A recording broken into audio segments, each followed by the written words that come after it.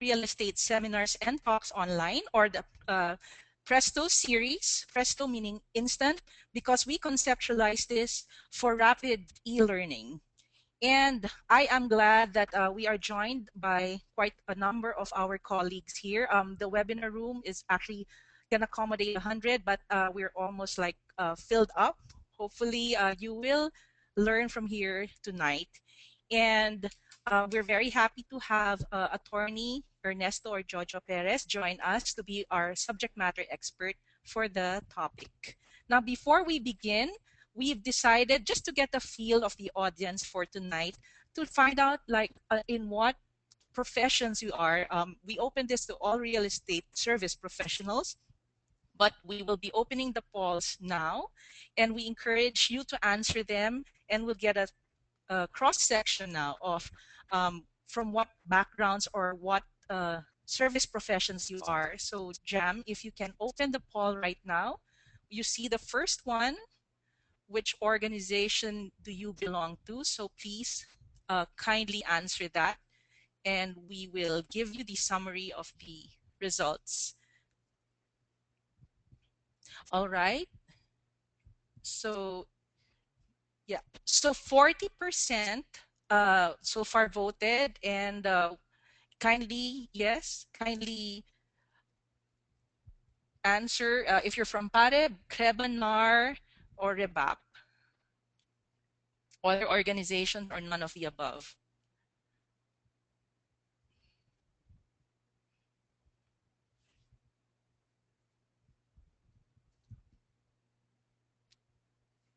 All right. So we're just waiting for the results. So we can, okay, at 73% of all the participants. Yes, okay. So yeah, we will be closing the poll in a while. So a few more seconds, and yeah, let's close the poll for the first question. And this is the, okay, so as you can see, majority are coming from the PAREB, from the Philippine Association of Real Estate Boards. Krebanar, followed by that, and yeah. Oh, and there we have quite a number who are also you know, from non-affiliate organizations, but nonetheless welcome. So we move on to the second poll, and there, among those participating tonight, what is your profession? So kindly click on any one of these. I do understand that you may be more than, you may be either a broker and appraiser or consultant, but for purposes of tonight's poll, because it's not multiple, it's multiple choice, sorry, one answer rather for this poll, please click on one. Oh, it is multiple. I'm sorry about that. Yes, so you can click on all if you are, if you hold licenses for all. All right. And so we'll be closing the poll in a few seconds. All right. So yes, let's close the poll, and let's see the answers. Oh, all of you are licensed brokers. Okay, that's good to know. And the third and the last poll. All right. For real estate service practitioners, how long have you been practicing your profession? Okay. So please select one of the following.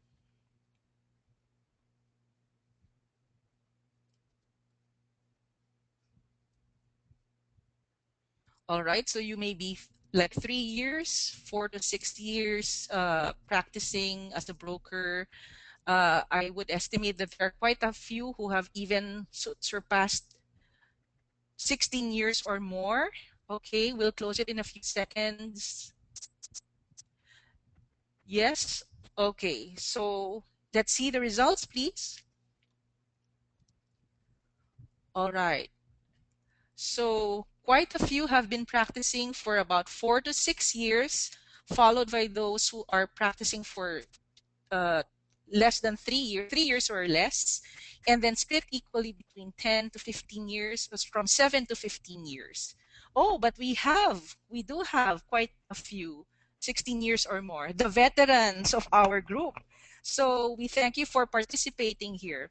All right. So now knowing that we are in good company. All right. So I'd just like to move on now to,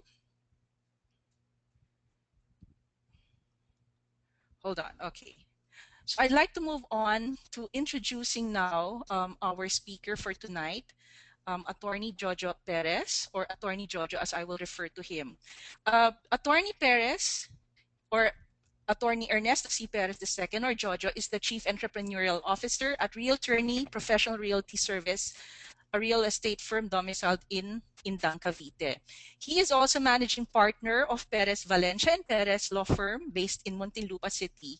And before specializing in real estate laws, he served as legal officer of several senators on two separate occasions. He likewise served as consultant of Honorable Rufy Biason, who was Congressman of Muntinlupa for 9 years. And by the way, he is currently the legal consultant for a congresswoman in the province of Cavite. All right.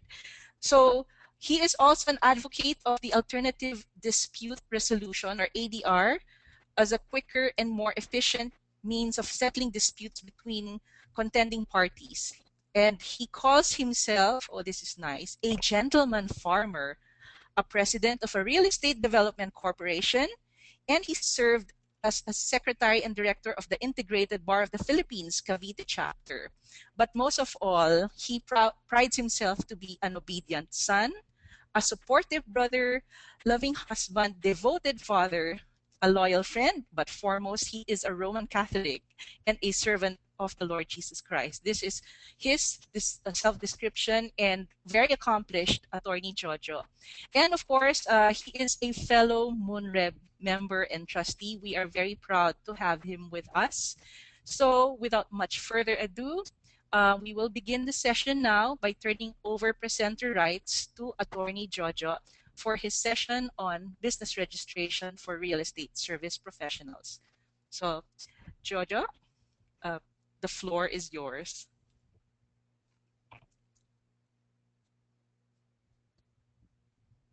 Good. Thank you very Yes. much, Maita. Yeah. Good Uh, evening, Attorney Jojo. Good evening and good morning to everyone who are present in this webinar. It's an exciting time for me and Maita, specifically me, since this is my first chance to be in a webinar and to speak to everyone who attended. And I'm so happy that Maita has chosen me to be the the first person who will speak in the estate class, or Presto, as she earlier mentioned. Yes, yes, Uh, Jojo. Yeah, and very glad to have you with us, and to share also your stock knowledge about this. Aside from the theoreticals, for dear audience, we are here also to exchange practical experiences as against what we will be seeing in the next hour and a half for business registration. So, Jojo, please go ahead. yes, I hope everyone Oh, will learn something. yes, okay. For Jojo, those, I'm sorry, Jojo, excuse me. Can you please yep. uh, turn on your presentation button? We can't see it at the moment. Hold on.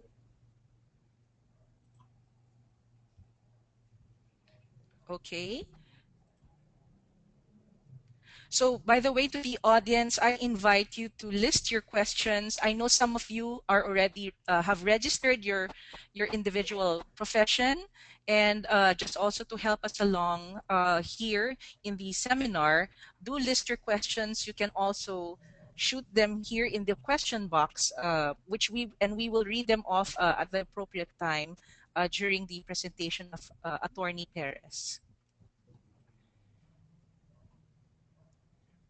I'm so sorry. I'm having technical difficulties uh, with my slide at the moment. Okay, Joe. Sige. Uh, Mm-hmm. Yeah.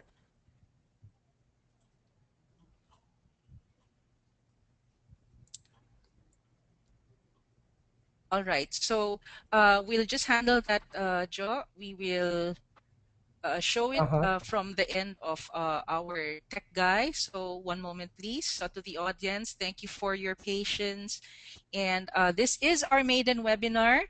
And yes, our if I may share, also our tech guys are coming from New Zealand and also from France. So, but they are very able and they will be helping us out. Okay, so here it is. Oh yeah, there it is. I'm so sorry. All right, Um, just a whenever you're brief ready, backgrounder. Yes, just a go ahead. brief backgrounder. Uh, I saw that the some of the participants are also members of Moonred, so they may have already seen this presentation. But for them, I included several more slides just to be more comprehensive with what I was talking to what I was presenting during the general membership meeting of Moonreb last January. So as you can see, this is the topic business registration for real estate service practitioners was really conceptualized as a sort of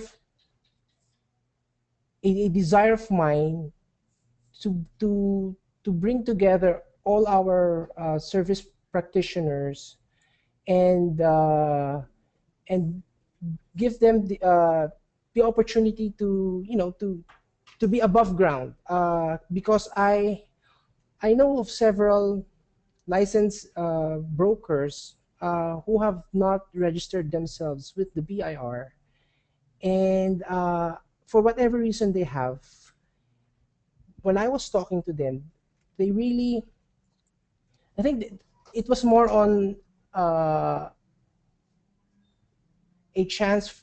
I was giving them sort of a lecture. I was telling them that they should really do this in order for them to become more professionals. So this is my campaign, so to speak, in order to professionalize the industry. And this this topic is, as you will see in the presentation, we'll be coming up with a lot of different sections of the law to give you a backgrounder and the legal basis on why this campaign of mine is being made. So the main law, as everyone of us know, the main law that is or that governs our profession is RA 9646, which is the Real Estate Service Act of the Philippines. And most of us know that uh, it came, it was a great struggle for us to have this law passed by Congress. So as you can see in your screen at the moment, uh, you will see that uh, I posed a question, what was the need for RA 9646? Uh, for a brief backgrounder, the Real Estate Service Act of the Philippines was introduced more than almost 8 years ago. I was still in the Senate then, and it was really a effort on the part of then, or at least he's now still Congressman Rodolfo Valencia. It was like his project to have this legislation passed. So as you can see in your screen, it says there the Real Estate Service Act of the Philippines was passed to blank the real estate service industry.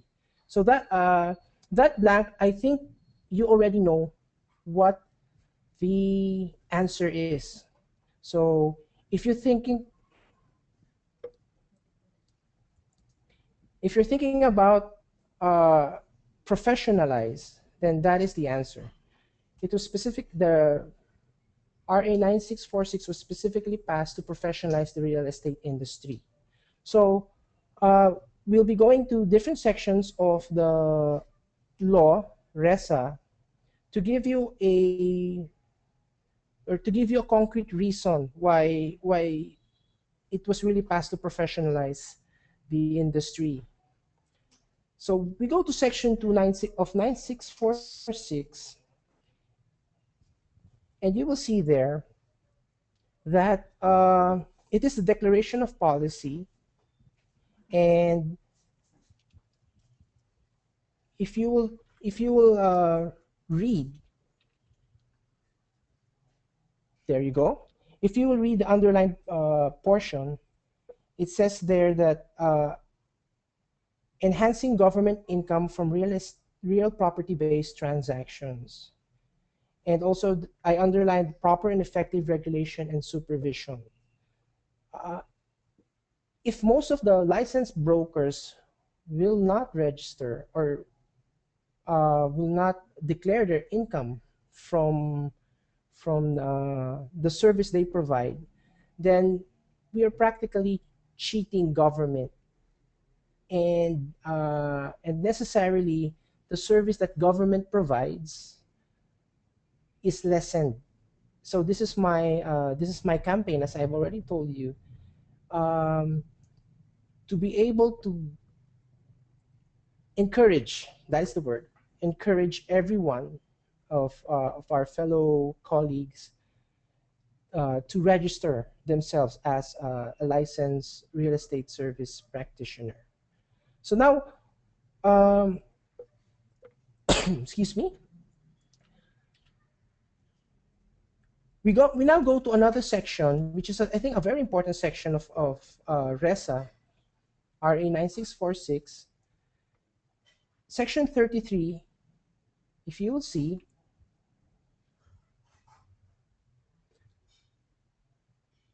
section 33 says that all or every registered and licensed real estate service practitioner shall, and note the underlined word, establish and maintain a principal place of business. The word shall, as you already know, means it is mandatory. So when you do get your PRC license and you start calling yourselves as a licensed real estate broker, then the law itself uh, mandates that you have to establish and maintain a principal place of business. Now, this place of business can be a office in a commercial building or commercial space, or it could be a home-based office. That is up to you. But at least you should have a principal place of business. Also, in section 33, you will see there the underlined word certificate of registration. So what is that? The certificate of registration is the diploma-like document that we get from PRC, and I will be showing to you later what that certificate of registration looks like. And I think I pretty much sure that everyone knows what it looks like, because we already have this document Mm-hmm. given to us by PRC. So the next slide, you will see there that I've already discussed this, that the kind of office that you may establish and maintain is either a home office or a commercial office space. Now, when you do have a commercial office space as your principal place of business, please note of BIR Revenue Regulation number 12-2011. This is the repertory requirement for establishment, leasing, and renting out spaces for commercial activities. Now, what this revenue regulations, and I will show you later on the exact contents of this, is that those lessors should require all of their lessees to have to be a BIR registered entity. So you cannot lease a office space without you having a BIR TIN number and the BIR form number 2303, which is also the certificate of registration. So please take note of that, and I will be discussing that later in the presentation.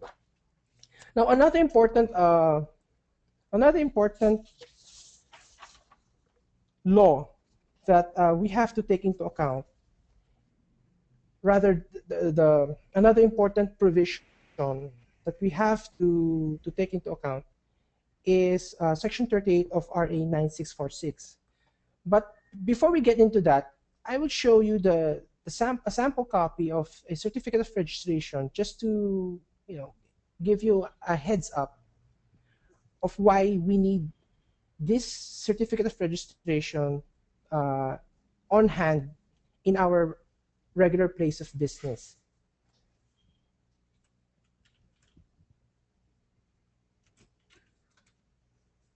Now, here you go. This is a sample of a certificate of registration for issued by our PRC. board, the PRB, yeah, the PRB RES, or some people call it PREBRES. For all those who for all those people who have not received this very important document from PRC, please get a hold of this document and have it displayed in your place of business. Why is that important? Why did I say that you have to display this COR in your place of business? Because Section 38 of RA 9646 mandates all service practitioners to display their COR, as well as to indicate the COR number in all documents that they use in connection with his or her practice. All right. So Section 38 will show you. There you go. Section 38. You see there again, certificate of registration. So these are the professional identification card, the PTR number, and the IPO receipt number, which the APO receipt number, as we all know, we do not have as of now. And also the date in issuance and duration of validity of the documents should be indicated, as you could see in this section, on all the documents that you issue in connection with your practice of the profession. So what are these? I usually indicate all of these when I ask an owner for an authority to sell, or if I do an offer to purchase, or an offer to sell a property. I also indicate everything that you see in Section 38. So another important point that I want to show, that I want to discuss with you, is the PTR number. What is a PTR number? And I hope that every one of you has already gotten their PTR number. And PTR stands for Professional Tax Receipt. So that's PTR. And the basis of a PTR, of paying for or getting the number of your PTR, is Section 139 of RA 7160. 7160 is the Local Government Code of 1991. In that section, as you will see in just a moment, the professional tax is an annual professional tax on each person engaged in the exercise or practice of his profession requiring government examination. So technically, this is the professional tax receipt is 300 pesos, is for 300 pesos. And there is no doubt that we have, as licensed real estate brokers, we have to have this PTR because as you can see,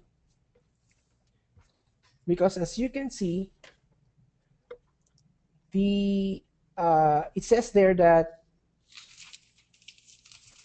the each person engaged in the practice in the exercise or practice of his profession requiring government examination.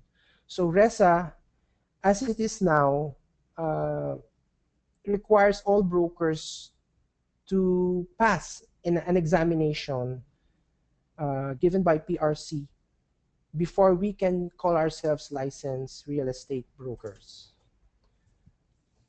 So Section 139 of the Local Government Code of 1991 has 5 sections, and we will go over them one at a time. So this is the first section, paragraph A. In the next section, you will see that you will see the word again of the presence of the word shall, which again mandates us professionals to pay the professional tax. So subparagraph B says to us that we should pay our professional tax where we practice our profession and where we maintain our principal office. So for example, I note there are several members of Munreb who may have offices in the Muntinlupa area. So for those people and my colleagues in Munreb, they should get their PTR from the city hall, typically in the office of the treasurer's office of the city treasurer, and pay 300 pesos for the professional tax receipt for the professional tax. Okay. Now, Yeah. Jojo, excuse yes. me. May I this kind of stirred a question. As I mentioned earlier, some of us are practicing or conducting other businesses other than being just professional brokers, Mhm. right?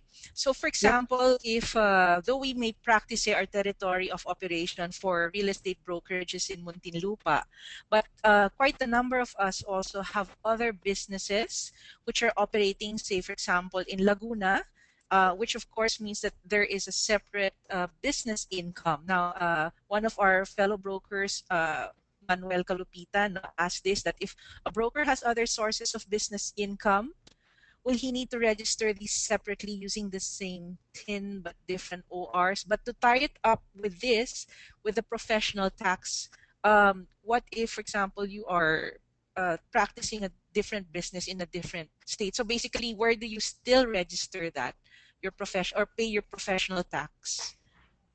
Okay, that is a very good question.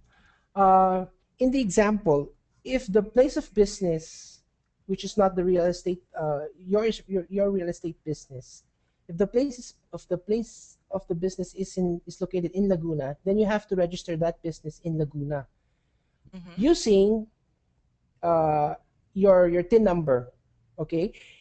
Now, if you have a principal, if you use your principal business, or rather, if you establish your principal business in another locality, which is Muntinlupa, for example, you should also register your business in Muntinlupa using the same TIN number. Uh, Mm-hmm. for that, you will use BIR form number 1901, which is the form for professionals and mixed income earners, specifically stated there. Okay, yeah. So I hope I answered the question correctly. Uh-huh. If you Yeah. do have, if you the tricky thing about this is that the BIR usually wants or requires you to register your business if it's located in some, if it's a totally different business, and if it's totally uh, located in a location that is not based on your office, which for example you run as a professional. So that's the Okay. tricky thing about that. I see. Okay. So here we are talking about registering the service business, but I think, for example, in the case of our fellow broker, say he has a business which is not service, but it's possible it's trade. So what you're saying is that he still continues to use the same TIN, register that business. So basically, to maintain it, registration there as is, and to separately register the service business in, for example, Muntinlupa. But filing time, BIR Form 1901 will basically collate all the sources of income, regardless if it is service or trade. Am I correct? Oh, well, let me answer that question this way. If you're engaged in trade, so buying and selling, and your business is a single proprietor, meaning Mm-hmm. it is not a corporation, meaning it is not a partnership, then the TIN number that you will use is the same TIN number that you will be uh, using as a service professional, a service practitioner. Mm-hmm. Mm-hmm. Mm-hmm. So if you have a trade business that is registered as a corporation or as a partnership, then those two business entities are called juridical persons, and they have their own TIN numbers. So they Mm-hmm. have also a different kind of tax treatment and different forms to submit to the BIR. Okay. So um, if you have a trade business as a single proprietor, then you will be using the same TIN number. And if you file your income tax return, then you will lump together all the sources of income that you have in the space provided for in the return, and add up everything that Mm-hmm. you receive from the business, from your profession, and pay the taxes correspondingly. Mm-hmm. Okay. Yeah. So okay. So yes, please go ahead, Attorney John. Thank Okay. you for answering that question. Yes. um, the the professional tax, I would like to skip to paragraph B, because it says there that the professional tax should be payable, and you will see that momentarily. The professional tax shall be payable annually on or before the 31st of January. So I will be discussing that a little bit later on the tips on what you should have paid or what you should do during the first month of every year. So to continue, uh, section 139, paragraph E now states that any person subject to the professional tax shall write the number of the official receipt issued to him. So here again, we see that it is also a requirement that your professional tax PTR number should be written in the document. It says here the books of account, plans and designs, but we already know that section 38 of RESA mandates us to write our PTR number in the documents that we issue or sign. So I, I will show you my at least my PTR for this year, in order to orient everyone on what it looks like. And I don't know if this is appropriate and if we can do this. How many of our attendees at the moment 18 of you, how many already have gotten their PTR? If you could have a show of hands. Yeah, so can you please click yes Mm-hmm. on the We encourage tab? that. Yes. So we can see, okay, we have one. Yeah. Oh, okay. So if I'm to look at this correctly, there's only one who got the PTR among the attendees. Congratulations, Okay. you have a prize. Yes, there's only one so far who has Oh, gotten her PTR. Well, oh, mm-hmm. oh, okay, there. All right, there are two. All right. So, okay, some more. Well, this connection might be delayed, but yes, Uh-huh. so there So, uh, there are in well, but uh, in short, figuratively, there are really just a handful, myself included, Attorney Jojo. I did get my uh-huh, uh-huh. PTR. Yes. Well, I would like to congratulate everyone who has gotten their PTR. As uh, I hope it was on or before the 31st of January. But I don't know if you get your PTR number after the period of January 31. I don't know if there is a penalty to be assessed because I haven't Okay. really reached paying the PTR up to February.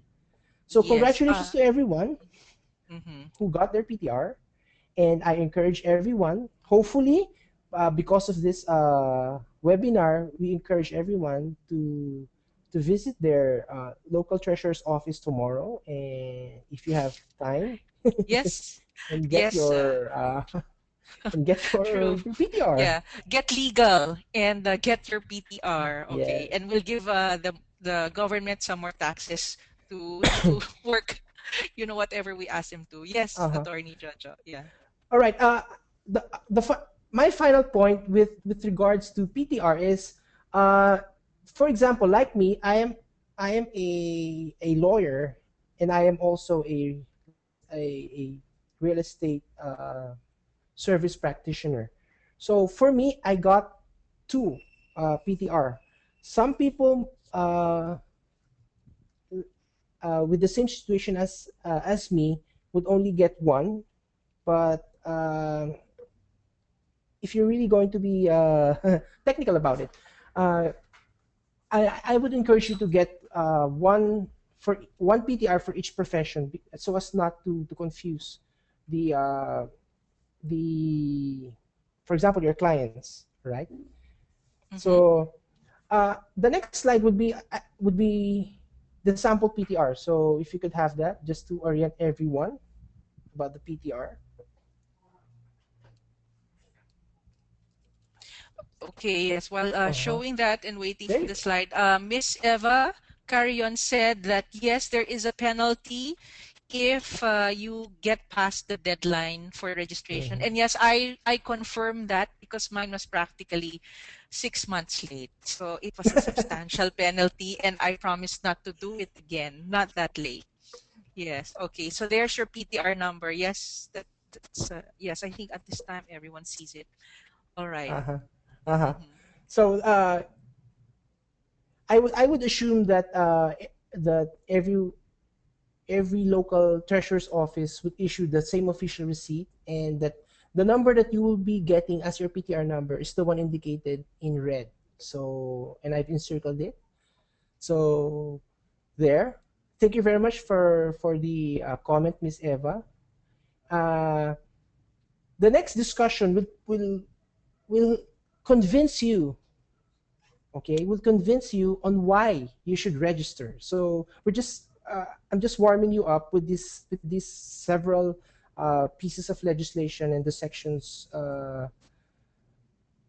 concerning them, so as to prime you, to to give you the motivation to at the end of this webinar to think that you should really register if you have not registered. So as you can see, Section 23 of RA 8424, which is the Tax Reform Act of 1997, uh, it says there that a citizen of the Philippines uh, is is taxable on all incomes derived from sources within and without the Philippines. Right? And now I choose to put this here because in my website, a person there commented, because I wrote a blog about this in my website. He commented that the real estate service practitioners are on strike and do not wish to register. So in answer to that, and I don't know if he is attending here or not.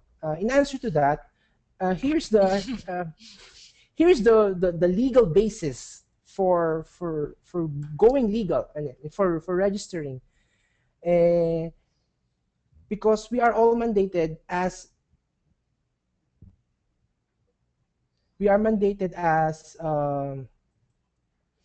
a Filipino who is deriving income from the Philippines, because we can only sell land in the Philippines, and except for those NAR people who are registered internationally, and they could practice and sell real estate abroad, but most of us here can only facilitate the sale of land in the Philippines. So we must, it is a must for us to register. Uh, Section 51 also of the same Tax Reform Act of 1997, it is a requirement for everyone to file an income tax return. And there's no other way to escape the payment of taxes. And I hope you remember what was said about the two surest thing in the world. One is death rather, and one is taxes. So as sure as the sun will rise in the morning, we should pay our taxes, our income tax. So I won't go into details into why you should not pay taxes because we don't get the service we deserve. I won't get into that. I'm just saying here that we should really file our income tax. Now, Okay. the last slide. Yeah. Okay. Now, the last slide I will be showing you is the text of the Revenue Regulation number 12-2011, which is the repertory requirement. So for those people, or for those of us here present who are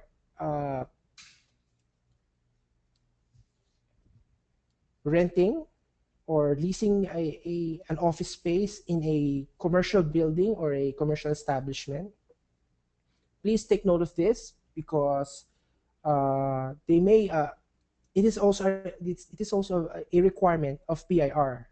So this campaign of the BIR and trying to get everyone to be a registered taxpayer is getting more and more evident.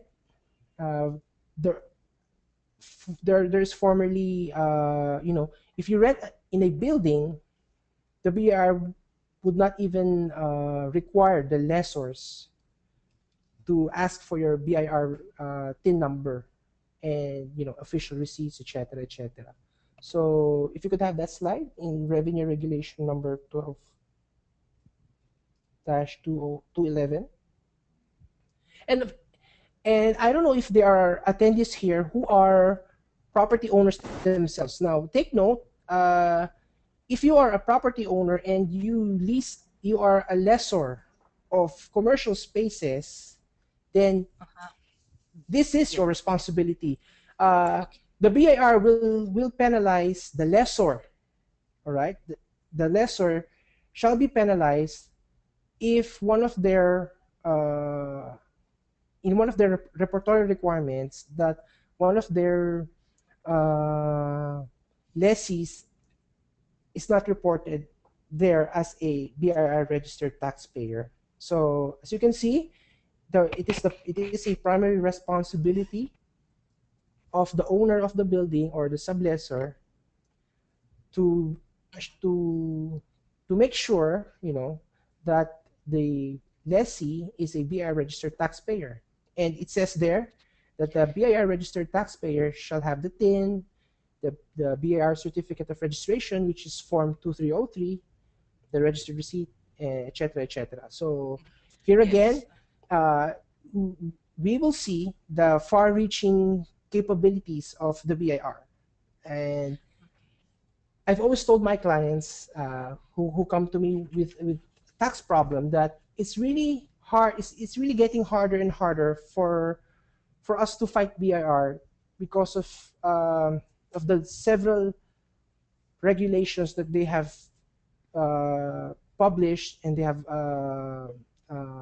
issued, requiring, you know, every one of us, or every detail into our business. Mm-hmm. uh, they, they at least have the opportunity to track, you know, the different components of a particular transaction.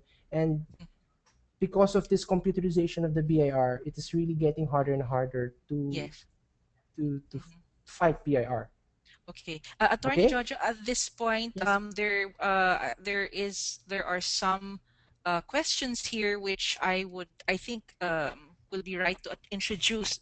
We have one broker here who who in fact would like to declare not only one income from one developer, but she has even asked if there's any kind of registration for brokers representing two developers. So basically, she would like to declare her activities with two different developers. Mm-hmm. I would like actually to give her a chance to voice out her question. This is coming from real estate broker Florence De Castro Carrion. And Paulen. She's also Pauline. from Moonreb. Yes. Paulen, if I may, if you have a mic there, we would like to open your mic if that's okay with you, and invite you to actually voice your question to the audience. Is that okay? So, yes, can we please open the mic of Florence? Yeah. That is, if you have a mic, Paul. Yes, she would have, I imagine. But but in any case, yes, her question here is that is there any form of registration for brokers representing two developers? So what is your take on that, Attorney Perez? While I'm waiting for Pauline, yeah. Mm-hmm. Well, is thank you for the question, Pauline. This is the well, actually, I'm so happy that, you know, she's asking that question, because, you know, she really wants to declare all of her activity. Now, with regard her question, she only has to register once as a service practitioner or as a licensed real estate broker. And technically, those real estate developers, when they give her professional fee, they already uh, withhold at least 5% of the total professional fee or commission, it was formerly known as a commission. So 5% of that is already withheld or rather withheld by the developer, and it is already paid to the BIR. Now, well, I think it is BIR form number 2316, but I may be wrong. But there is a form of the BIR that the developer will use to show that they have already withheld 5% from the professional fee of the licensed broker. And what the broker should do is to get this form from the developer. And when you do pay your income tax return, and by the way, the payment of income tax return is now quarterly and not annually. Mm-hmm. So Mm-hmm. when you pay your income tax return, then you will attach that BIR form. If I am correct, it is form 2316. Then um, you will find that as an attachment, and you will declare to the BIR that your income is already withheld by the developer. So if you are working for two developers, then you will be getting two different forms 2316. So Okay. I hope that is clear. Yeah. So Pauline, because I can see her responses. If you can type in the uh, question, yeah. Again, for anything that has to do with the current slide or in the past slide. Okay, so Pauline, I hope Attorney Jojo has answered your query about that. And I understand that Pauline herself also is.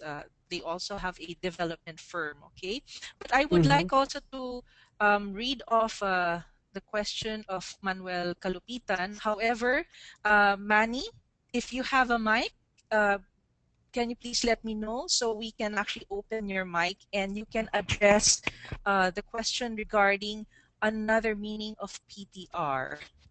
So, uh, do you have a mic with you? Okay.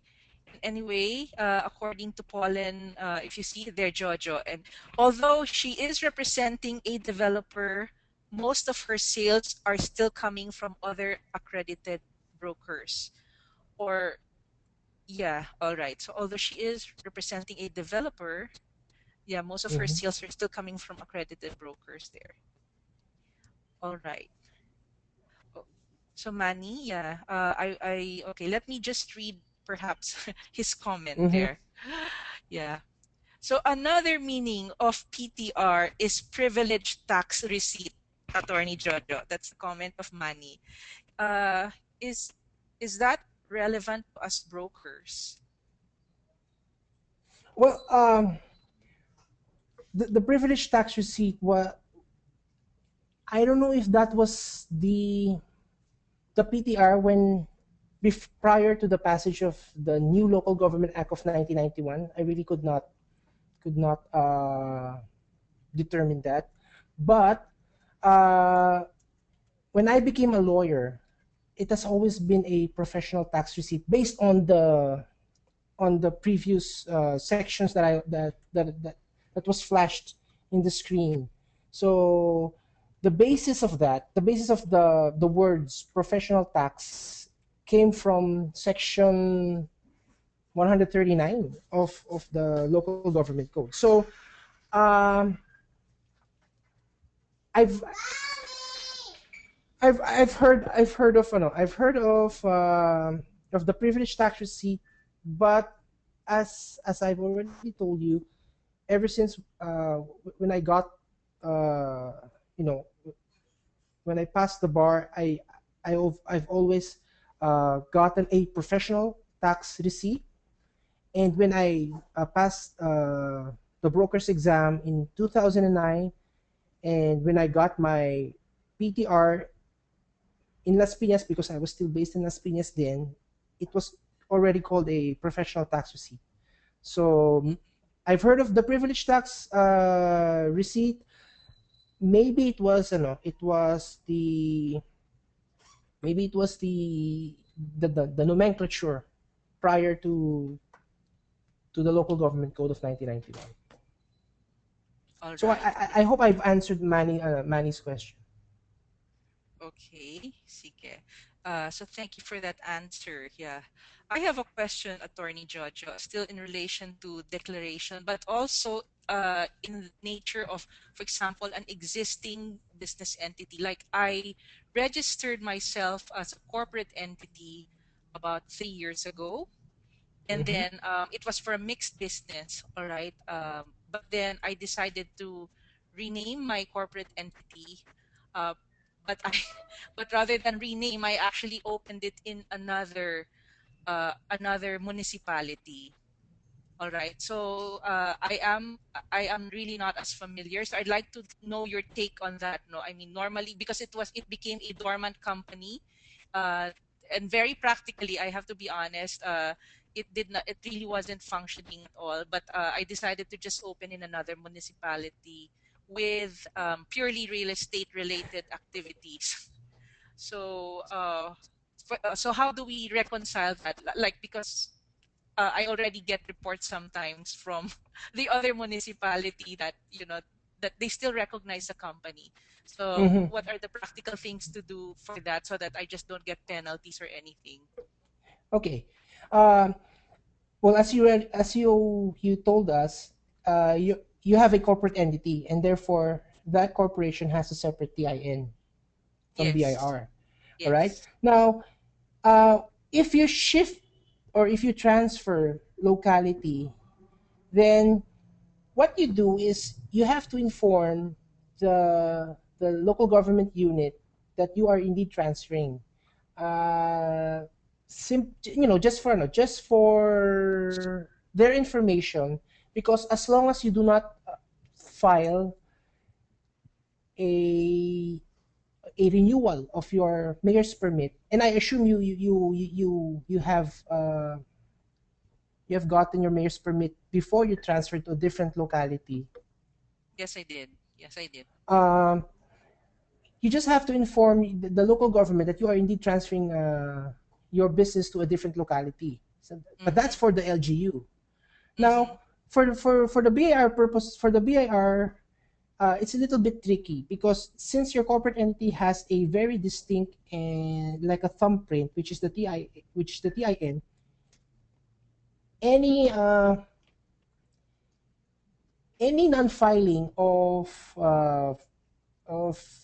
uh, different BIR forms. For example, if your corporate entity is a VAT registered entity, then you have to pay monthly VAT, right? Mm-hmm. Yes, yes, And you that's true. have to It has to be pay, felt. yeah. And if it's not if it's not a if it's not a VAT a non-VAT rather if it's a non-VAT entity, then you have to pay also a monthly percentage tax. If you do not pay those things, for example, in its dormancy, as you said, in its dormancy, if your corporation did not file any return, VAT or percentage tax during the month or the quarters necessary or required by law, then you have numerous open cases. They call that in BIR open Mm-hmm. cases, Mm-hmm. Okay. and that is your penalty. All right, and Okay. if it gets if it gets a little bit, it gets tricky. Okay, that's the Okay. word. It gets In short, tricky. they can run after me multiple times because of No, the no, no, open no. case. Yeah. Yes, they will not run after you, but it's just there in their computer, in their system. And if you pay, for example, if you will pay a corporate or your corporate income tax, Mm-hmm. sometimes they would tell you or whoever it is that is paying your corporate income tax. They would tell you, they would call your attention rather on the open cases, and each open case is subject to a different compromise penalty. All right, so sometimes Mm-hmm. one open case would cost you as low as 200 pesos per open case. Sometimes it reaches high 1,000 pesos. So Mm-hmm. for those Okay. people who are like Maito, who have that dormancy in their corporate life, then it is better to go to your nearest BIR where that corporation is registered and ask if there are open cases, because the sooner you get to solve these open cases, the better you are with regards to the BAR's standpoint or point Oh, of view. okay. So they will love me more for being honest about my open cases. Okay. Anyway, Yeah. Attorney Jojo. Okay. I am now. We have here Maria Lourdes Garcia, or Maloy. She's also a PAREB member and a fellow officer and a former officer also of her board. We will open the mic of Maria Lourdes Garcia. She has an internal mic, so Jam, if you can do that, and we will invite her to field the question directly to our crowd. So, Maloy, can you hear us? Is your mic? Can you please test your mic? Yeah. Okay, Jam, can you please open the mic of Maria Lourdes Garcia? Yeah, it's Maria Lourdes Garcia. Yes. All Hi, right. Maita. Hello, Maloy. Good evening, and thank you for Good joining us tonight. evening. Yes, Sorry it's so I'm nice to late. hear. No worries, no worries. We This is a maiden webinar, and we are also getting to know more on how to learn through this medium. But yes, please go ahead. You're loud and clear, Maloy. Okay, there were 3 points discussed a little earlier. I think it's about the responsibility of all owners of commercial establishment. I would just like to interject that it's not only commercial establishments, but also those leasing out residential spaces are mandated. Okay. Yes, thank That's you for one. that. Yeah. Yes. All right. Yes, go ahead, Maloy. And then I think there was a question of how developers would want to accredit you. Was that it? Was that the question phrase? Uh, It's about developers. How do developers accredit? What do they? okay. Was that the Okay. question there? Okay. So the question earlier, this is coming from Paulen De Castro, no? Is there any form of registration for brokers representing to developers? So that Oh was your yes, original question. yeah. Yes. I think Yeah. the forms that you have to use or accomplish are those forms from the developers themselves, and then they ask you to present your PRC license. That's one, and then your BIR registration and a Mm-hmm. Yeah. sample receipt that you are using because they want to know if you're VAT or non-VAT. That's Mm-hmm. about it. Yes. And then if you are going to register as a corporate entity, they ask for your SEC registration as well. Mm-hmm. Yes. Mhm. Yes. Okay. Yeah, that's true. Yeah, this is something we do as a standard registration for the right or the privilege to sell the project, right, Maloy? I think you're referring to that as well, just so that we have Yes, and I think there was something that's not so clear about he being an agent, but he's still represented by another broker or another accredited broker. mhm. Okay, sige. So her comment then, and this is again, now this is Paulen, no? Paulen De Castro Carrion, who gave this comment, no? And she did say earlier that yes, although she's representing a developer, most of her sales are coming from other accredited brokers. Okay, too bad no, she doesn't have her mic here, so I would have preferred also for her to further clarify that. But anyway, yeah. So anyway, Attorney Jojo, yeah. So you can, so Malo, yes, you can direct that also to Attorney Jojo. Yeah, I guess it is really the responsibility of the broker who is accredited to hand in the receipts. But Yes. even agents are required to register with the BIR I'm sorry. Say and have again. their own. Even what? Yes, even registered agents, the one that is Agent. accredited by our PRC, are also Salesperson. mandated to, yes, salesperson are also mandated to issue the receipts to their corresponding brokers. Mm-hmm. Okay. Yes. Otherwise, Yes, kawawa the that's brokers because they will be carrying all uh, the expenses, no? Mm-hmm. Okay. yes, Yes. that is Thank you. correct. That is correct. Thank you for emphasizing that. And especially because right now, though as brokers, we all know that we have the privilege to have 20 agents under us. A number of us, like myself, have accredited, but we have not mandated our agents to carry their own official receipts. And yeah, and I can understand now that situation because when I start selling through my agent and then he will start asking me for commission, the partitioning of the commission, I mean, now I'll start problematizing how am I going to Yes, chop up the yes, tax. Am I yes, correct, Manoy? yes, Yeah. yes, that's right. It has to enter as an expense on your part. Yes, Yes. otherwise Mhm. I'm going to pay a huge tax on Yes, behalf that's of right. my agent. Oo. Yeah, Okay, that's true. That's that's why as broker, we really try to help our agents, our downlines, to register with the BIR and get their official receipts. Okay, yeah. All right. Thank you. That's a very valuable input. And as far as business registration, okay, Attorney Georgia, that now brings me back to about the registration side. When we make a declaration here, do we also have to declare how many? Okay, this is a question of a newbie. Okay, because like I said, I registered brokers. I'm sorry, agents, but how do I reflect that the registration as well with me in when I report? Meaning like because I have to declare my sources of income, right? So if will When I you have to specifically do I have to specifically report that I have X number of registered agents under RESA so that they will know if Mhm. I am generating income from these individuals or not? Well, if your question is if you're going to report to the BIR, then Mhm. the BIR will not uh,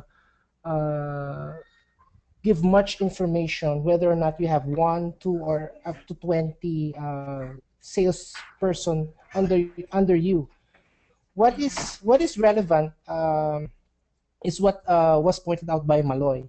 Uh, Mhm. you will notice in the poll, and I requested for that poll.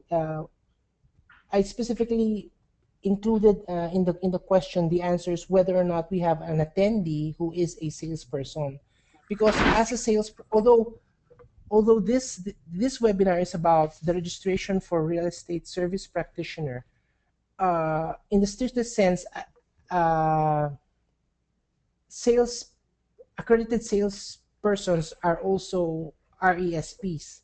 So they should also register, just like registering just like registering as a professional, which we'll discuss later. The few steps. Uh, However, you will not. They will not be required to certain documents like a photocopy of their PRC license, because I believe that sales agents have no PRC license. Mhm. Yes, Is that they correct, don't. Martha? If Yes. They as do have. far They do have. Oh, they do oh sorry. have. They do have. They have a Oh. card issued by Hmm. PRC. They Okay. have a So registration number, Maloy. Yes, they do. They do have. They are given registration numbers. Okay. Thank you for mhm, thank you for yes. pointing that out. Okay. So yes, thank you, Maloy, for the contribution. That was a very good exchange. Yes. And do you have other questions, Maloy, as a follow-up for this particular slide or for the previous slides that were discussed? None at the moment. Thank you. Okay, thank you very much. Yeah, so we'll be turning off the mic now. All right. I'd like to, Attorney Jojo, I'd like also to just address the question or the statement of our participant, Ariel Pantillo, our fellow broker. He mentioned here that in the previous slide you presented in section 38 or RA 9646, the meaning of PTR is privileged tax receipt. Was so it's a statement on the presentation content, but as you said earlier that yeah. Oh, Section 38 of RESA is Yes, privileged. yes, I'm that's so what sorry about that. yeah, that's what he indicated there as an observation of the content in your slide when you were explaining PTR meaning to be professional tax receipt, but you indicated that it is privileged tax receipt. So the correct one is PTR as professional tax receipt, right? Yeah, well, Attorney, yes. yeah, I just to clarify that, earlier my statement was the basis of the PTR, as I know it, right, is the professional tax receipt. Now, when you say the privilege tax, and I don't know, uh, what was that? I don't know the hmm, the nomenclature of that exact word came from, but the if it is called the privilege tax, it is the privilege to practice one's profession. Okay, and that is a a provision, as I already told everyone, that I do not find in any section or provision of the law, in the Mm-hmm. tax code, in the local government code. But yes, it is indicated in the RESA there that it is a privilege. But when I was scanning the records of Congress, specifically not specifically the Senate of the Philippines, when I was scanning their minutes, uh, the PTR that they were talking about was more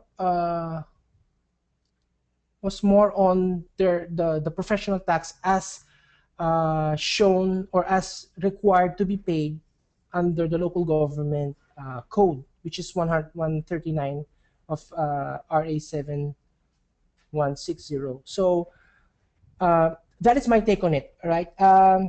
I've as I've already indicated earlier, I do not know of any provision of law except uh, except Section 38, where the privilege tax appears. Okay, but the basis for me in my research that I conducted, um, the PTR is really a professional tax, and if it is a privilege tax, if they call it a privilege tax, then it is the privilege to practice one's profession. So Okay. I hope that is clear. Okay. Okay, thank you for that clarification, Attorney Judges. So, all right, so we've discussed the previous slides and the information at length, and we've had a good input also from our from Malloy and also Manny and Ariel and of course Florence. And let's move on to the other segments now of our presentation, Attorney Georgia. Yeah, so thank you for that for the audience. Yeah. So Mm-hmm. yes. Yeah, so go ahead please, Okay, Attorney Jojo. okay. Now we come to the point where we answer the question, why do we have to register, or why register at all? Mm-hmm. Okay. Uh, my number one my number answer for that is in your screen.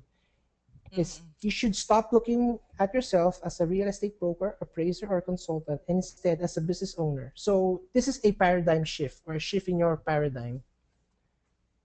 Uh, Most of the brokers uh, consider themselves as a mere professional, except for those who may be licensed brokers and accountants, because now the accountants more or less know income and what expenses is necessary to jot down, and what expenses can be reported to the BAR as a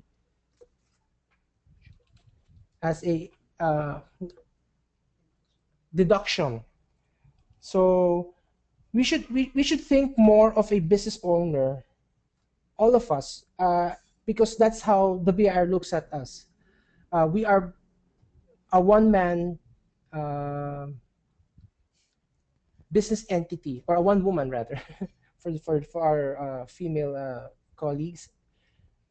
We are a business entity by ourselves, and therefore, we should be very, very uh, aware of what can be deducted as an expense, what are legitimate expenses, and and what privileges. For example, we must have a working knowledge of simple accounting, so that we could be at par with how the BR treats the professionals. Okay. Mm-hmm. Yeah. Okay. Yeah. Now, the next slide, I point out, this is also a mandatory provision of the National Internal Revenue Code. Now, this slide would show you that before you ever commence your business operation, you must be already mm, registered as a BIR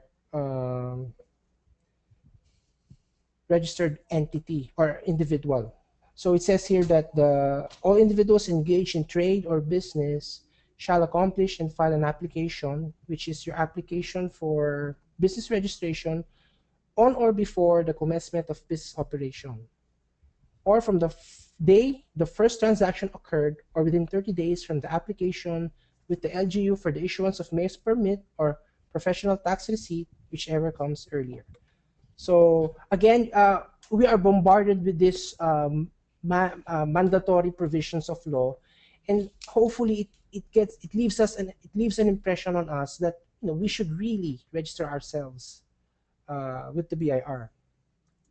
Now the next slide is very I wouldn't say I included this to scare everyone, but I included the next slide in order for us to be aware of the campaign of the BIR in trying to raise as much revenue from all uh, uh, segments, if you could call that segments of the taxpayers, because there are large corporate taxpayers and there are individual taxpayers, and sometimes there are estates who pay estate taxes. That's a different uh, tax on its own. But here in this slide, you will see that on as recently as last month, the BIR is eyeing at least 258 billion from individual taxpayers. And who are those individual taxpayers? And that is lawyers, doctors, and mostly all of the professionals registered with PRC. So I think, I don't know if everyone knows that the BIR collected at least 1 billion pesos last 2012. And because of the efforts of Commissioner Henares, she is looking to top that in 2013. And one of those things that would help increase the collection of BIR is, of course, the recently passed sin taxes and the increase in the monitoring of payment of estate taxes, and lastly, the business taxes, rather the individual taxes paid by professionals. And this is what the BIR is trying to to target in 2013. Now, according to the BIR, the incidence of tax evasion is highest among the 3 million registered professionals. And because of their efforts to continue to with their collection effort, they've already scored a big victory when they got a conviction, a final and executor, a final judgment of conviction against a certain Gloria Quintanar for tax evasion. And this has boosted the spirits of BIR insiders in trying to convince and non-registered individuals, professionals, to register themselves, and so as not to be prosecuted for tax evasion. Uh, what is very interesting in the Quintanar tax evasion case is that our Supreme Court affirmed the willful blindness ruling, which basically states that the taxpayer can no longer blame their accountant or any other person for filing their fraudulent returns or income tax returns, for that matter. So you can only, for us lawyers, we know this. Sometimes our defense is that we did not, our clients did not sign specifically the income tax return that was filed, and therefore we have no knowledge of what was written there. It was our client's accountant. But because of this conviction of Ms. Quintanar, that is no longer available as a defense, and therefore whoever files your income tax return, as long as your TIN number is used in filing the return, then any information in that return will always be traced back to you, even though you did not sign it. So I, after learning this, I told several of my clients, you know, you really have to be more compliant with BIR, and you should not really uh, fight with BIR with regards to your income tax payments or any other tax that is due on your business or in the um, practice of the profession. So that case, if I'm not mistaken, uh, would be used by the BIR in their campaign to run after tax evaders and to encourage all people or all professionals to register with BIR. So uh, that is their hope, and that is their battle cry for this year, and that is why I chose this campaign at the beginning of the year, so that we could have uh, so that we could be compliant with BIR. So let me be a little bit fast, because if most of you already are practicing for more than 3 or 4 years now, um, the next slides will give you an idea, will validate what you have been doing every time January of the new year comes, right? So after the New Year's celebration, you will now even though you still have that festive mood in you, then you should also remember that you have the obligation to pay your PTR on or before the 31st of January, and also you must also pay your BIR registration, annual registration, using BIR form 0605. So if you have not done this for today, then you must register. All right? Okay, Attorney Jojo, Yes. I'll play the proverbial devil's advocate.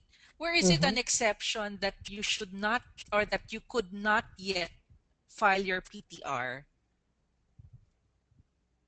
Where would there be, yes, where are there exceptions where you not totally file it, no, but when it could be deferred? I guess every rule has an exception. If I will refer to your citing a post in Facebook of an individual who says that it's not necessary to register. I saw that. In fact, I spotted it Mm-hmm. for you.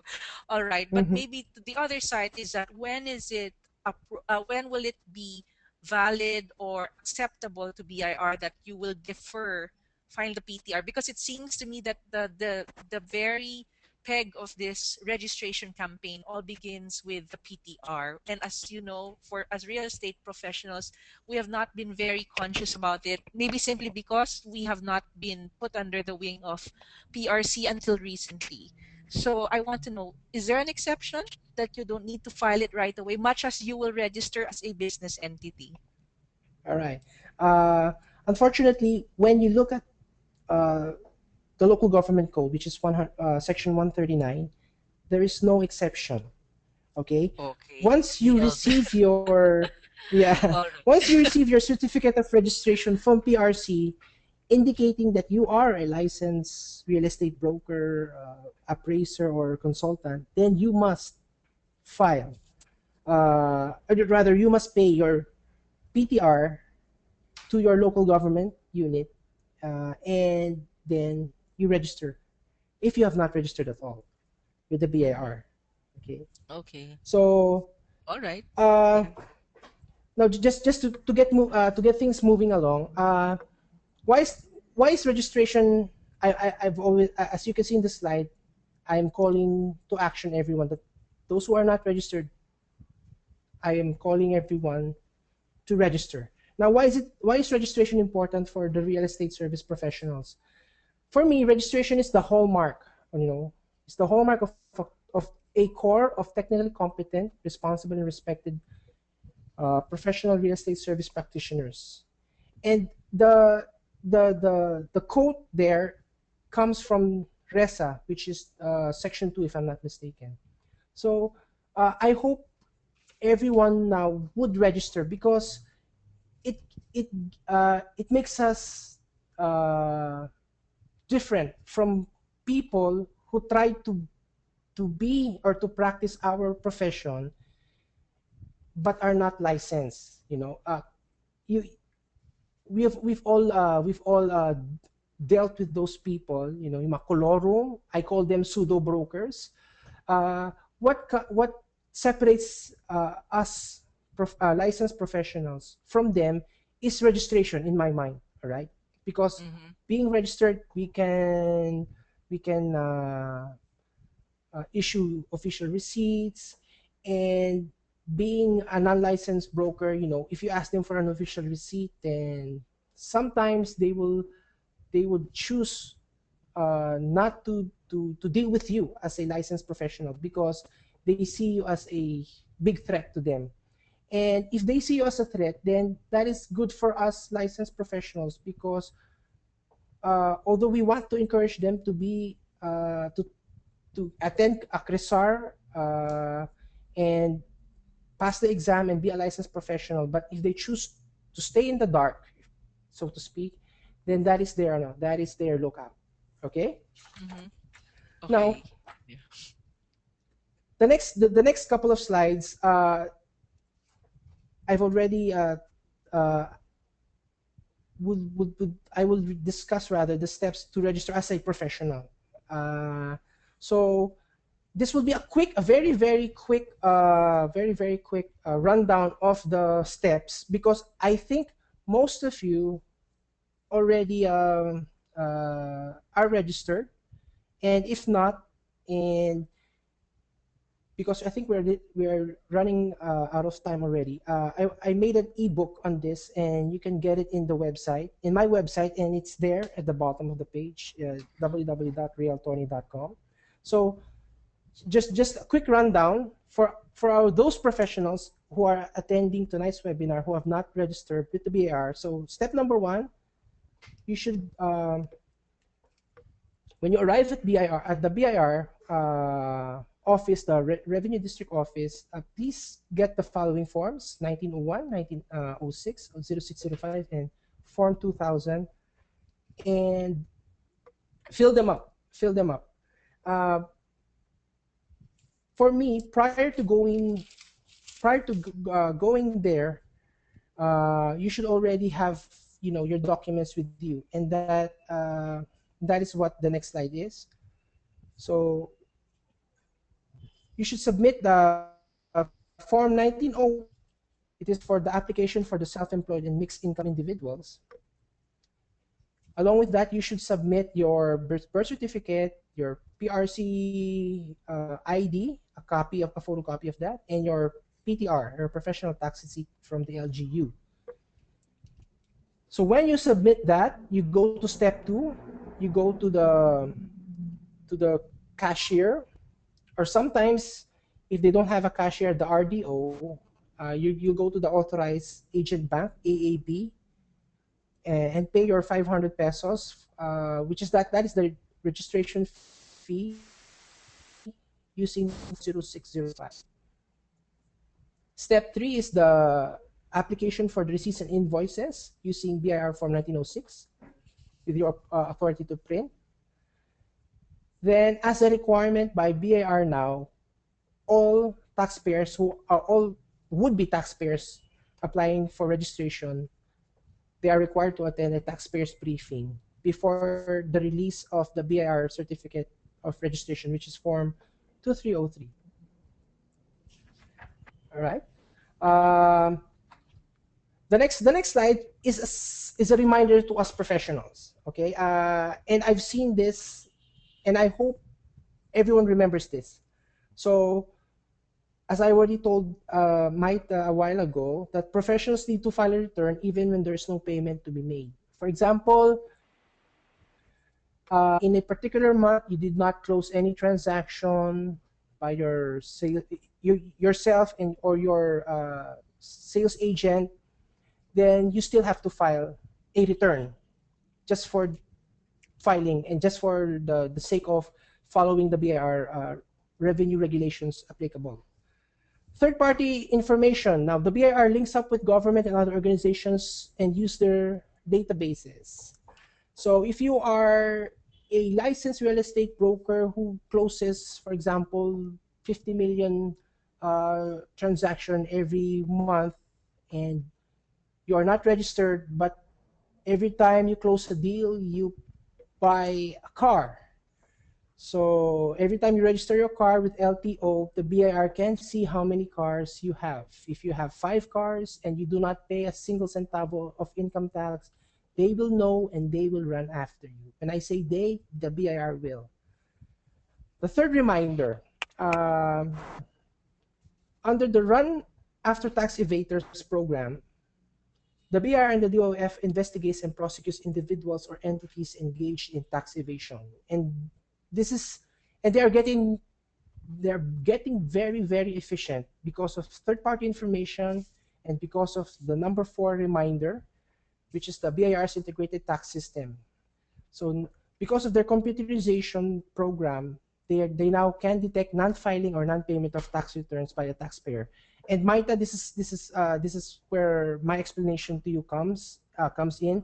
When your corporate entity did not file a tax return, even though it had no business transaction for a particular month, then the system of the BAR would automatically know and would automatically log an open case. Okay? Mm-hmm. Yeah. All right. So for the last pieces of slides that I will discuss is the steps on how to register your real estate business. For me, I did not register as a mere professional. I wanted to register as a business. Although my business is a single proprietor, although I have a very competent partner with regards this business, but it was registered as a business.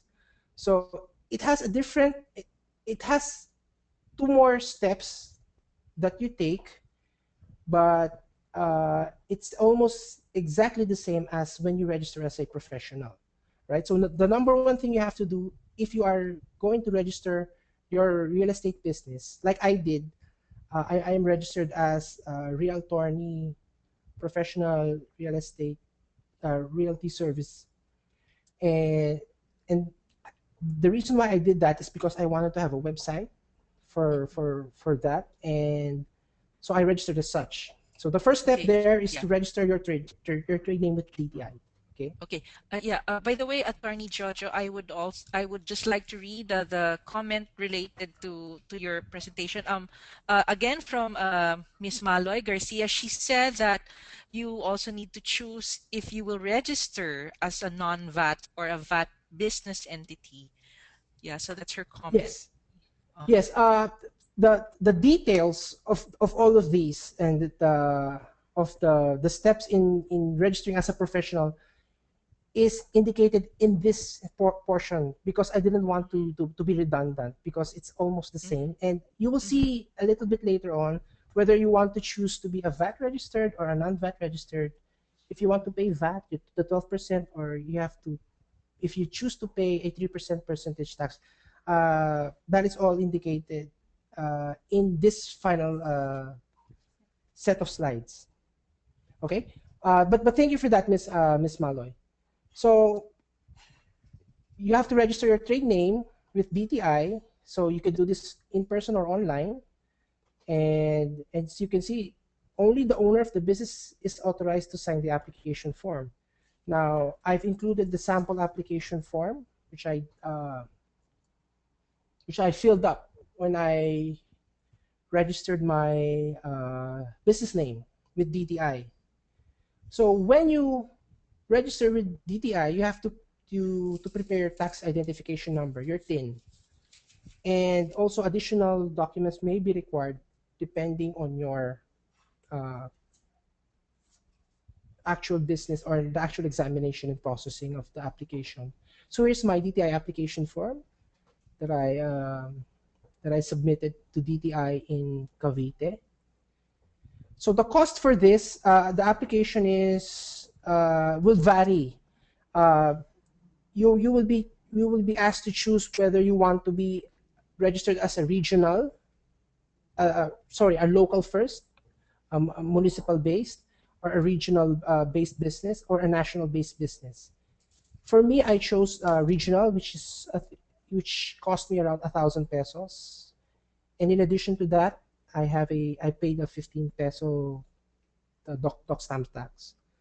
Now, the waiting period for this is not more than 30 minutes, in my experience, depending on the queue when you enter the DTI office.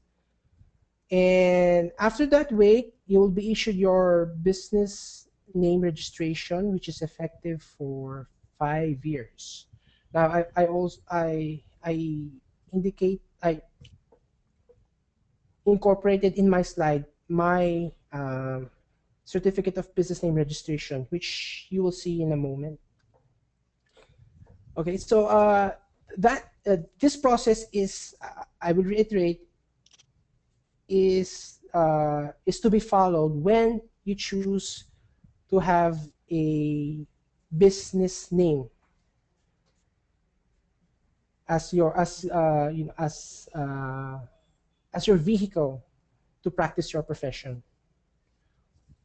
All right, and I remind you, my business name is still a single proprietor, so it is not a partnership, nor is it a corporation.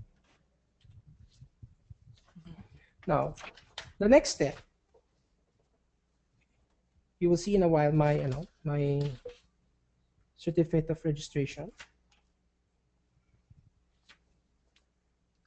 Now, while waiting for that, and just to be a little bit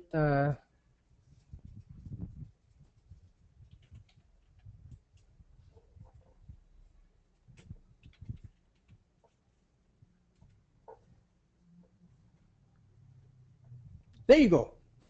So that is my DTI certificate of registration. Now the next slide, which is step 2, is you apply for a mayor's permit.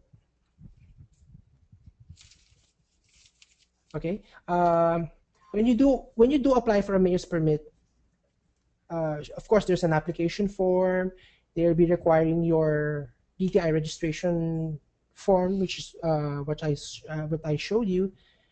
You have to have your barangay clearance and your CTC, your community tax certificate or cedula. The cost of this, well, it depends on the assessment for the new applicants, and the waiting period is 1 or 2 days. Now, this is also depending on the queue and the time of the day that you will go to your local government office and file your mayor's permit application. So after the wait, you'll be issued your mayor's permit, and in the next slide, I have my mayor's permit just for reference. Okay, there it is, my mayor's permit.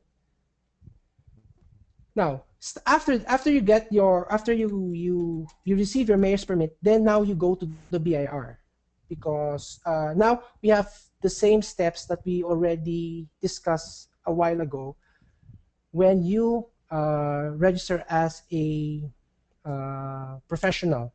So it's the same. Step 3 is register with the BIR. Now you secure and fill up the following forms. And the next slide will give you a more detailed documentary requirements. Okay, now here it is. So you have to submit the following requirements to the RDO having jurisdiction over the place where you hold office. So it could be a home office or a commercial office space. Now, if you have branches, okay, For example, if I'm based in Cavite and I have a branch in Muntinlupa, I am required by BR rules and regulations to register that branch office as well, right? But typically for us, uh, in order to cut down on costs, we only have one and a single office. Okay, so in more details, you will see here is the sample receipt. So you have to make your sample receipt and the job order, which you will attach to your BR form 1906. Now here, you also have to include your marriage certificate if you are married, and the other documents as well. Here you go, the contract of lease. Typically, the BR asks this for monitoring purposes. Okay, and the sketch of the location. So this sketch is more or less required for tax mapping purposes.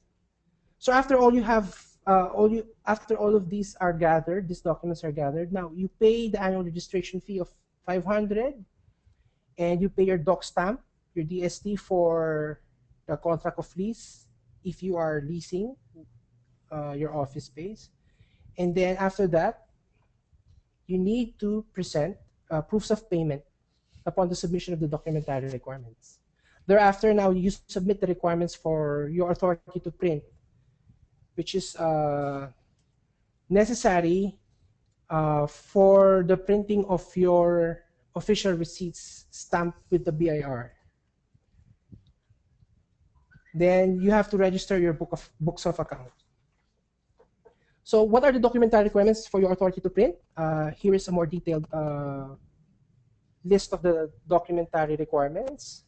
First, you have to have the form 1906. Then you get your job order from the printer.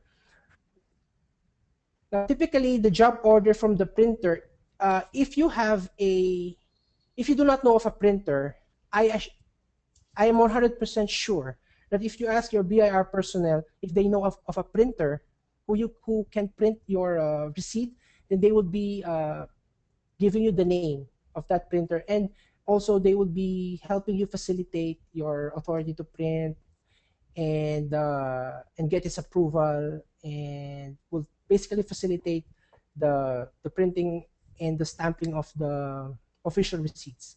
Yeah, So Attorney Jojo. Yeah, yes. if I may, yes, again, from our active contributor, Ms. Maloy, she said that yes, apart from all these, there's also the sanitary and electrical safety permits for the office as well, which is Yes. part of mayor's permit requirements.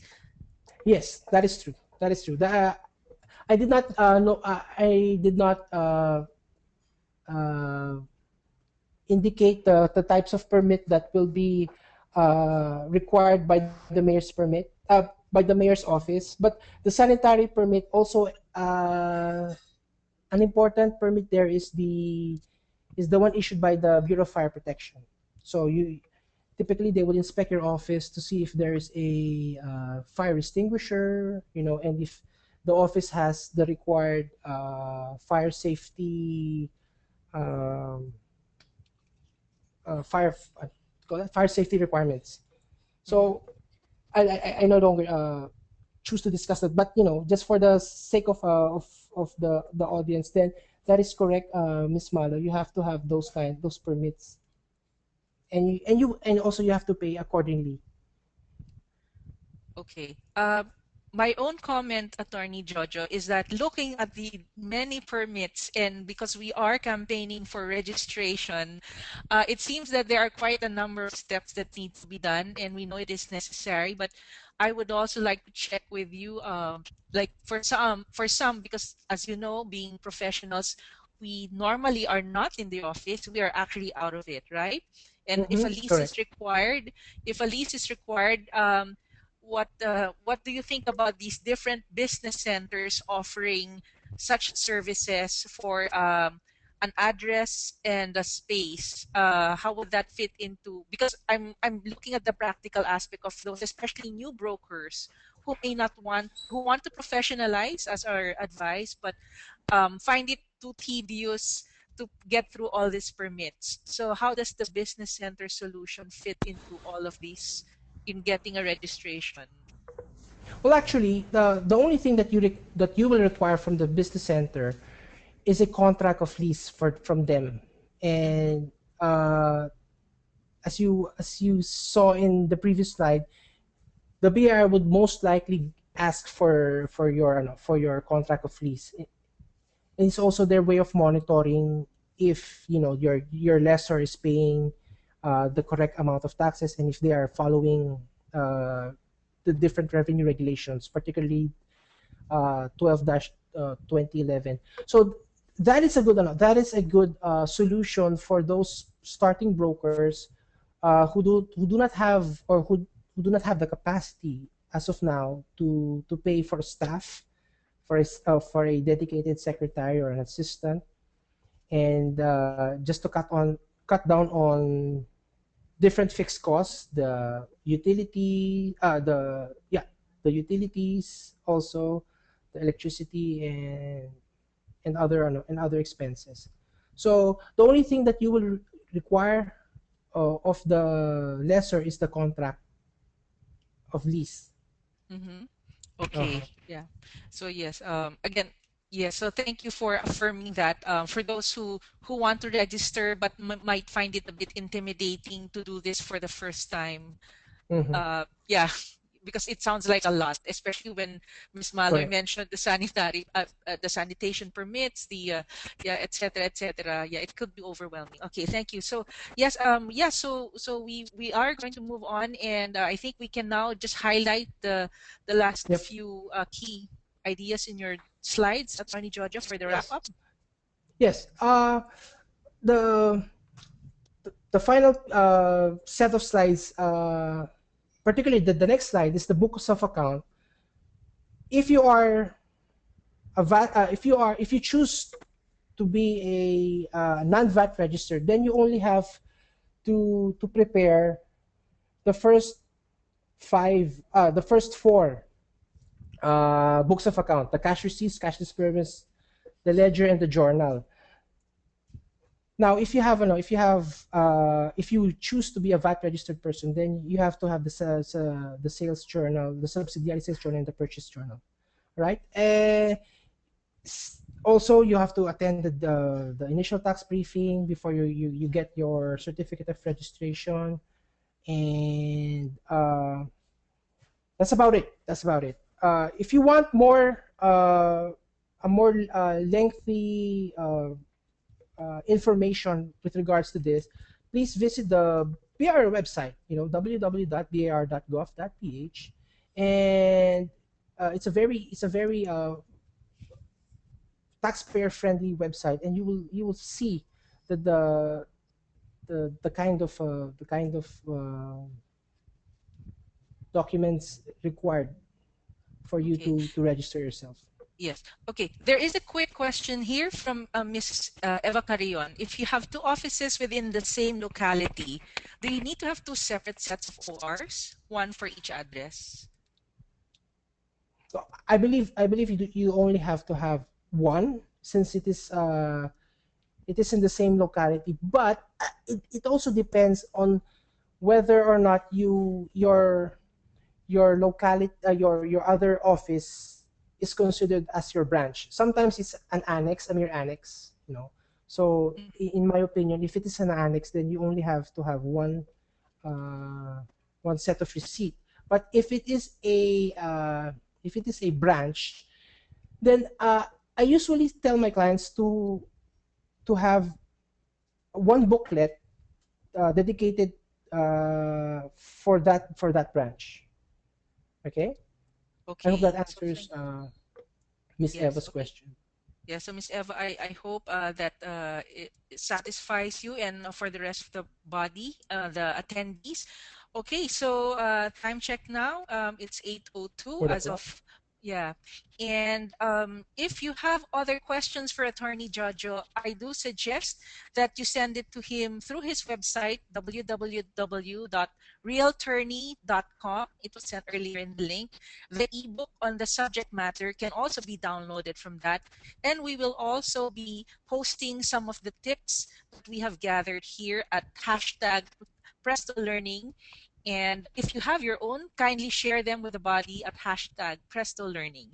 And anyway, Attorney Jojo, I'd like to thank you very much for sharing all of these with us, and in detail as well. It's practical. And I'd just like to know if you have any other words that you would like to share, yeah, with the body. Any last few words before we end the session?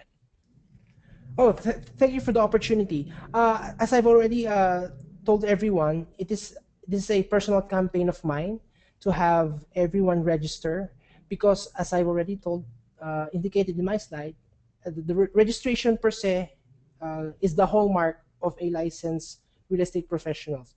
It it is what separates us from those people who are not licensed, and we hope to encourage them to be like us, licensed as well.